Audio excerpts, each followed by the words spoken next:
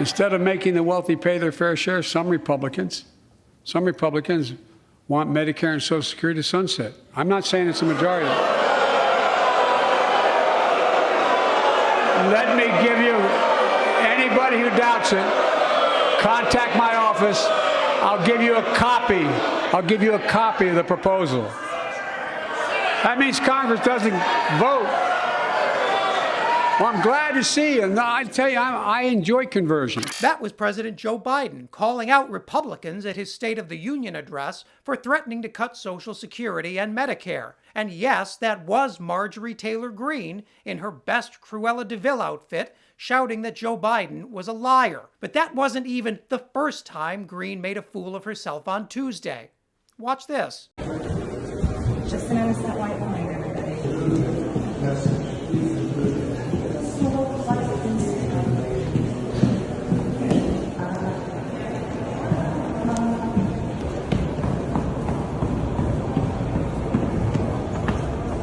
Yes, Marjorie briefly tried to bring a giant balloon into the State of the Union as a political stunt, before being told by security that, you can't do that. But with Greene joined in her shouting by far-right nutcases Lauren Boebert and Matt Gaetz, you can be sure the State of the Union was a circus, even without the balloons. When Joe Biden wasn't busy shouting over the whining Republican masses, he was doing his best to unify a nation that isn't quite convinced it likes him. Recent polling shows Biden with an approval rating of just 43%, even after presiding over some of the fastest job creation in American history. But Biden took his shot at turning those numbers around on Tuesday night, introducing a slate of progressive policy proposals that sent Republicans up the walls with anger. That starts with his new plan to provide universal preschool for every 3- and 4-year-old in America, along with 2 years of free community college. Republicans hate education, so you can bet they didn't like that. Let's finish the job by providing access to preschool for 3 and 4 years old.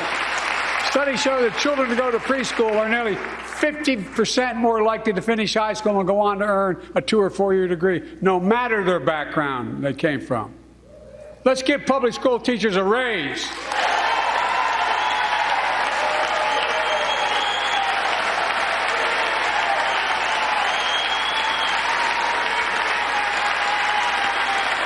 We're making progress. And Biden isn't the first to recognize that Republicans have a problem with actually helping educate all those children they think women should be forced to have. Friend of the show Walter Masterson spoke with some pro-life activists on this subject just a few weeks ago. Watch this. Yeah, I don't believe in universal pre-K. If everybody goes to pre-K, they get into the public school system with some of the liberal ideas that are there. For universal pre-K, nationwide free lunch for children, expanded access to child care for working parents. And together we're going to make it easier for Americans to start. It's the parents' responsibility to make sure that the kids get fed. Right. Universal pre-K, nationwide free lunch for children, expanded access to child care for working parents. Would you like to sign, sir? Sure I would. I travel the world for Jesus, and my job, too, is to get as many people into heaven like yourselves. Biden also touched on a topic that always gets a response from the right: taxing the rich. In his speech, Biden proposed a billionaire's minimum tax rate of 20%, something he claims would crack down on the epidemic of billionaires ducking their taxes through creative accounting. Pass my proposal for the billionaire minimum tax. There's 1,000 billionaires in America. It's up from about 600 in the beginning of the term. But no billionaire should be paying a lower tax rate than a school teacher or firefighter. I mean it. Think about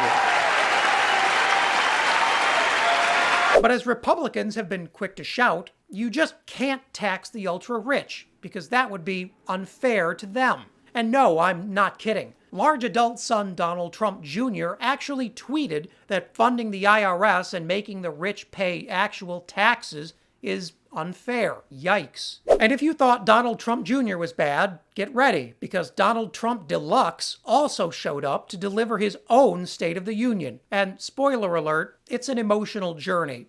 Take a look. Here's the real State of the Union. Over the past 2 years under Biden, millions and millions of illegal aliens from 160 different countries have stormed across our southern border. Drug cartels are now raking in billions of dollars. from smuggling poison to kill our people and to kill our children. Savage killers, rapists, and violent criminals are being released from jail to continue their crime wave, and under Biden, the murder rate has reached the highest in the history of our country. That's right. I mean, it's obviously not right, but what did you really expect? Trump's speech is good for one thing, though. It's a reminder that whatever jobs and the economy talk Joe Biden is saying, the GOP will be focusing on culture war issues from now until 2024, even if they have to make them up along the way. Tuesday's State of the Union was also interesting for what Biden didn't say. Despite abortion being one of the biggest mobilizing issues of the 2022 election, it earned only 2 lines in Biden's 90-minute speech. Transgender issues, which are mobilizing the right to physical violence, earned only a single line in Biden's remarks. Well, it's reassuring to hear a president talking about abortion and trans issues at all. These issues are huge. Not only do they energize a massive number of voters Biden hopes to persuade in 2024, they represent 2 of the pressing human rights issues our country currently faces. If Biden wants to win over skeptical activists, he needs to start finding his voice before it's too late. Tuesday's speech made clear that for better or for worse, Joe Biden is running for president in 2024. He's focused on a message heavy on the economy and education and light on the social activism. That won't stop Republicans from painting him and the party as leftist extremists. It's going to be a long road to 2024. If you made it to the end, thanks so much for watching. Please leave a like and consider subscribing. And leave a comment below so you can let me know what I should cover next.